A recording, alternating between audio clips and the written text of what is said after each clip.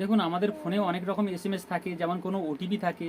অন্য কেউ পড়লে কি হয়, আমাদের ফোন হ্যাক হয়ে যাওয়ার সম্ভাবনা বেশি থাকে এবং আমাদের অ্যাকাউন্টও হ্যাক হয়ে যাওয়ার সম্ভাবনা বেশি থাকে।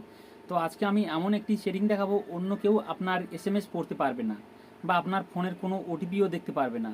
তো এটি জানতে হলে স্কিপ না করে পুরো ভিডিওটি দেখবেন, এবং এরকম নতুন কিছু জানতে হলে অবশ্যই আমার ফেসবুক পেজটি ফলো করবেন এবং আমার ইউটিউব চ্যানেলটি সাবস্ক্রাইব করবেন। তো চলুন ভিডিওতে।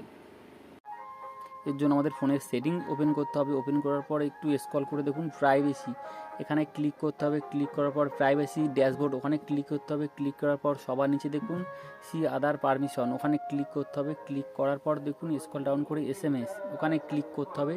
ক্লিক করার পর দেখুন আমাদের ফোনে যত থার্ড পার্টি অ্যাপ আছে বা আমাদের ফোনের এসএমএস যত থার্ড পার্টি অ্যাপসের মাধ্যমে দেখতে পাই, সেই সব অ্যাপসগুলোকেও বেছে বেছে দেখুন ডোন্ট অ্যালাউ করতে হবে। ডোন্ট অ্যালাউ করে দিলে কি হবে, আমাদের ফোনের এসএমএস অন্য কেউ করতে পারবে না। তো এতে করে আমরা 100% সিকিউর থাকবো এবং আমাদের অ্যাকাউন্ট হ্যাক হয়ে যাওয়ার সম্ভাবনা বেশি থাকবে না, একদমই থাকবে না। তো ভিডিওটি ভালো লাগলে অবশ্যই লাইক করবেন এবং এরকম নতুন কিছু জানতে হলে আমার পেজটি অবশ্যই ফলো করবেন।